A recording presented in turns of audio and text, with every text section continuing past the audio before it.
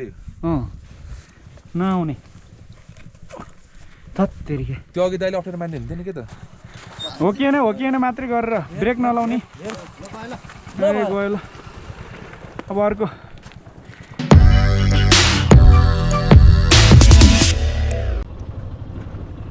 Okay all right सैलुङको ओह्रालो ओर्लिँदैछौँ है साथीहरू सैलुङमा चाहिँ बब्बाल दामी रमाइलो भयो है बिहान हामी 6 बजी माथि डाँडामा चढ्यौँ अनि डाँडामा चढिसकेपछि लगभग 10 बजीसम्म लगभग 6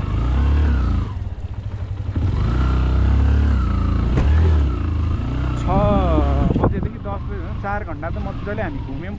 अनि 4 घन्टा घुम्दाखेरिसम्म पनि हाम्रो अझै पनि घुम्न पुगेको थिएन कि हामीले है हो त्यही त नि अझै घुम्न पुगेको थिएन अन्त अझै धित मरेको थिएन अनि त्यही हो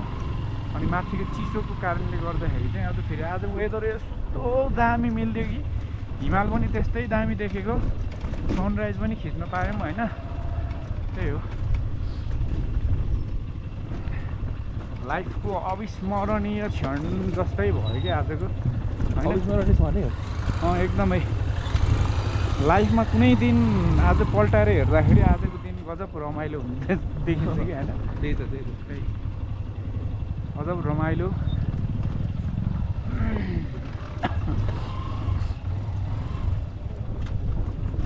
यस्तो बयान गर्न नसकिने दिन आज चाहिँ बिहान 6 बजेदेखि हामी लगभग 5:30 बजीदेखि नै उठ्न थाले है हामी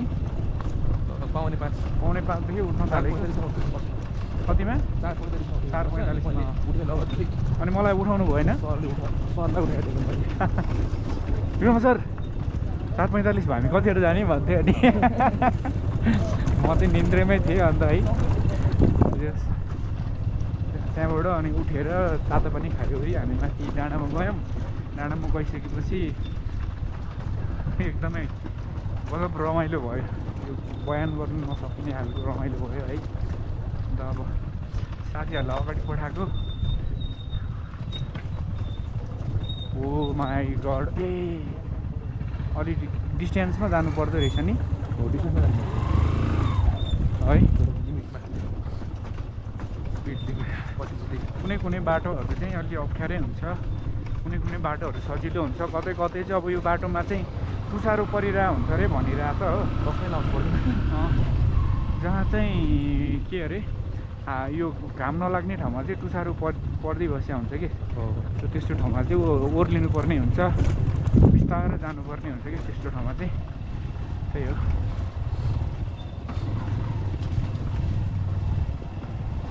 हो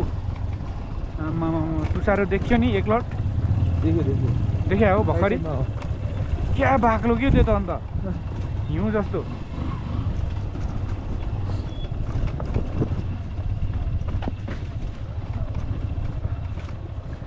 हिमाल त्यत्तिकै दामी देखिरहेछ कसरी बयान गरौँ म होइन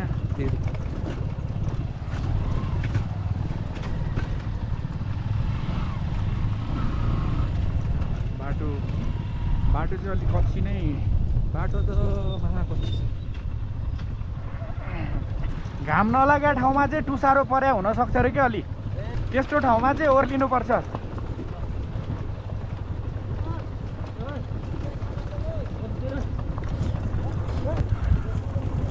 ल एकछिनपछि भेटौँ न त है भनेर भनौँ भने यो मोबाइल क्यामेरा अफ गर्ने वातावरण छैन ऊ यहाँ हेर नि यार कस्तो त्यो जम्दिरह्यो कि हो भने ल ओ हिलो हिलो हिलो हिलो हिलो नो हिलो टुसारो टुसारै हो ओके तपाईँहरूलाई टुसारो यो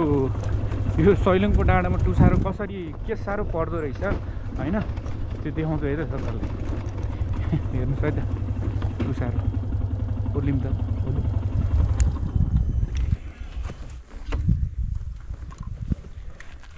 इ अब what is this?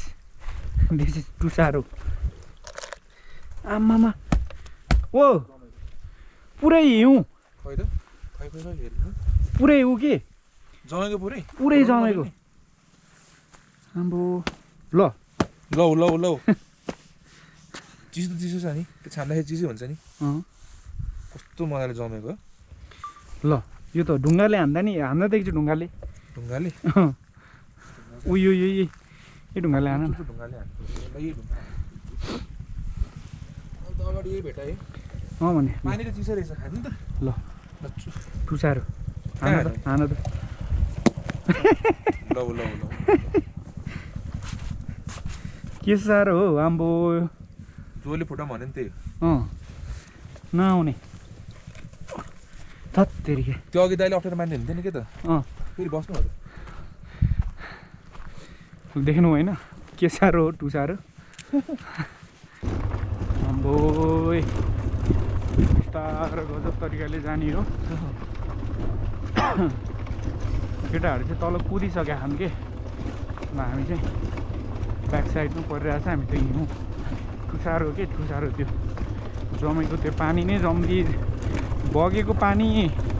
अलिकति त्यहाँनिर उ भएको छ भने त्यो पुरै जमिरहेछ कि किन ओर्ल्या त बाटो अप्ठ्यारो भएर ओर्ल्याएको छ बाटो अप्ठ्यारो भएर ओर्ल्या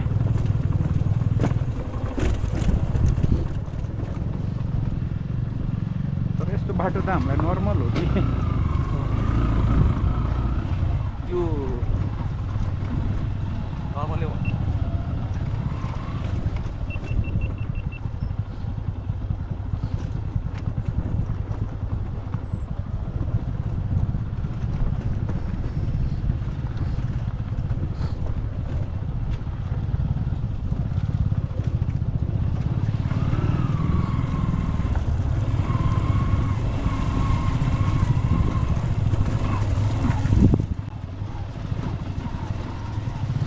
पानी भइदिएर ऊ घाम नलाग्ने ठाउँ भयो भने चाहिँ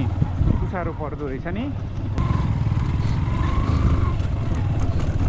ओ गजब है यो त पुरै हिउँ परे जस्तै छ त्यो त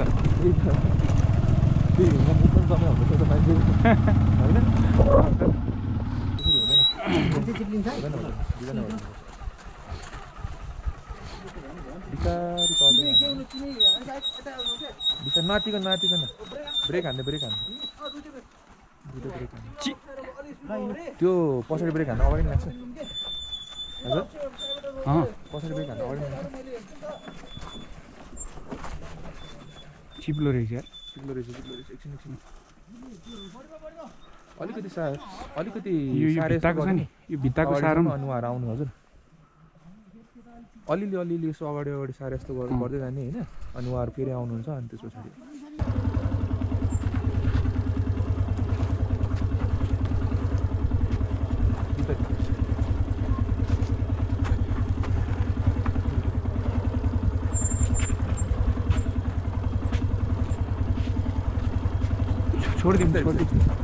छोडिदिउँ हे ओ के भयो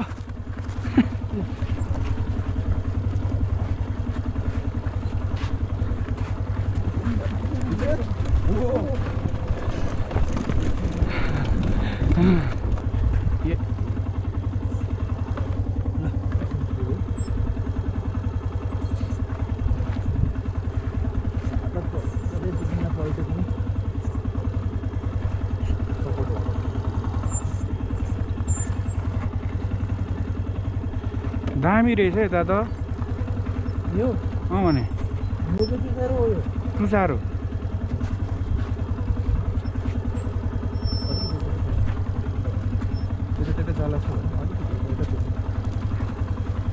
हो कि होइन गरेर लिएर भन्नु है उनीहरूलाई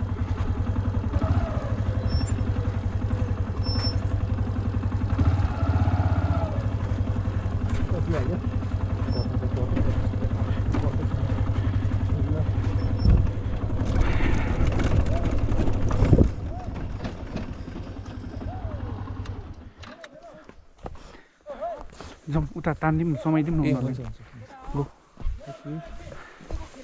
बिस्तारी फास्ट भयो ब्रेक नहान्नु हामी पुरा फिट छौ अहिलेलाई ओहो कट्टो के फोटो अहिले एउटा फोटो हान्ने रे अरु आइहाल्यो हैन फोटो हाल्नु ल कुनै कुनैमा चाहिँ त्यो हात गयो कि उठा हालेको चाहिँ उठेको छ हैन ल नवीन जान्छ नि फाला ल एउटा सरस ल ओए ल बस ए म के एउटा ल हाल ओ